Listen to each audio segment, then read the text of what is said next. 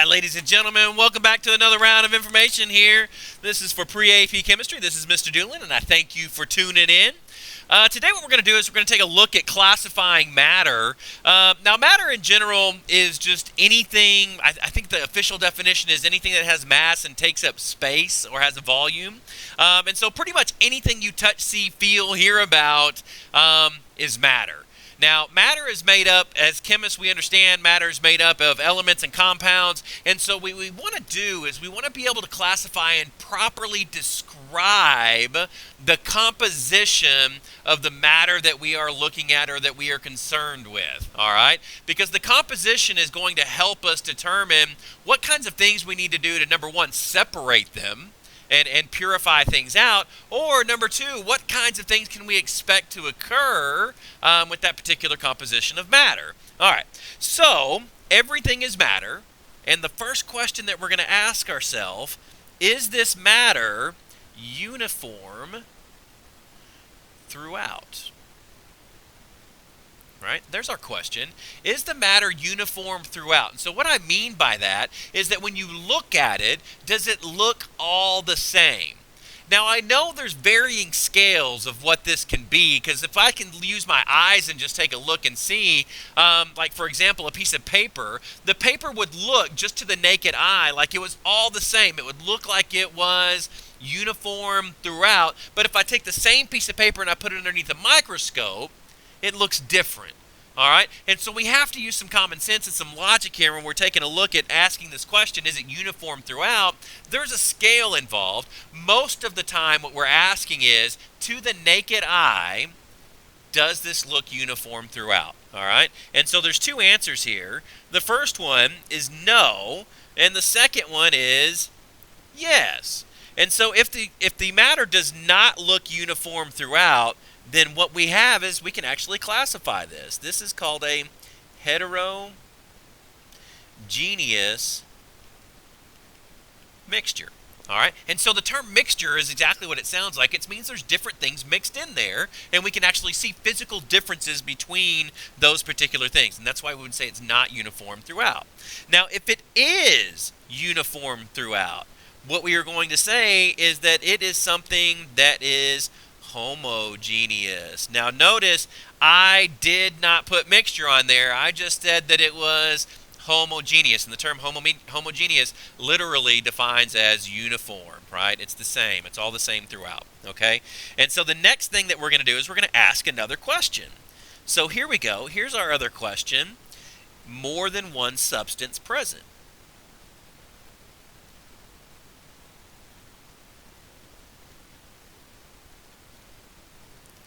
And so here at this point, what we're doing is we're asking ourselves, is it made up of more than one thing, right? And again, there's only two answers. The first one would be, yes, it is made up of more than one thing. And if it is, that meets the definition of a mixture. And so we would call this a homogeneous mixture.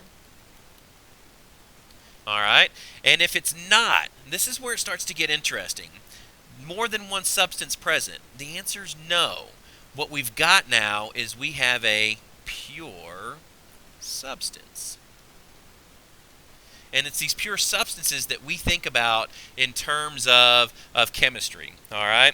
And so here we go. Our next question, and notice my questions are in circles here. Can it be chemically separated? Can it be chemically separated? If the question or the answer to that question is yes, then what we are looking at is a compound. If the answer is no, then way down here at the bottom, what we've got is an element. All right? And so if you follow this through, like let's just for 1 minute, think that we've got a sample of something sitting in front of us, and these are the questions that we are actually going to ask ourselves, right? Is it, number one, is it uniform throughout? And that'll tell us homogeneous, heterogeneous, right? Is there more than one substance present would be the second question. right? And that would tell us whether it was a homogeneous mixture or a pure substance. And then the third question is, can it be chemically separated? If it can be chemically separated, it's a compound. That means what happens, a compound is just, by definition, more than one element bonded together, right? So we would actually have to undergo a chemical reaction to break those bonds, which is why it can be chemically separated. If it can't be chemically separated, we can't decompose or break it apart anymore. It is its basic unit, then what we have is an element, and that's what most people would think of in terms of the periodic table of elements, right? Those are our pure substances, our pure elements, okay? Now, there are a couple of things that I also want to jump in and talk about here, and it's the difference between using physical methods to separate and using chemical methods to separate. So what we can do is we can take a heterogeneous mixture, and through physical methods, we can actually separate those different things that we see in that heterogeneous mixture. We can separate them out, and we can create or isolate homogeneous mixtures or even pure substances out of there, all right? So it could be that we could do one or the other through physical methods, all right? And your physical methods that we'll talk about are distillation, filtration, and chromatography. And we'll talk about in class more about what those actually are, all right? But my physical methods, distillation, filtration, and chromatography, and we'll talk about, again, exactly what those are. Now, this chemical method, this chemically separated thing, what we can see is that the only place that this really applies is for my compounds, is that my compounds have to use chemical methods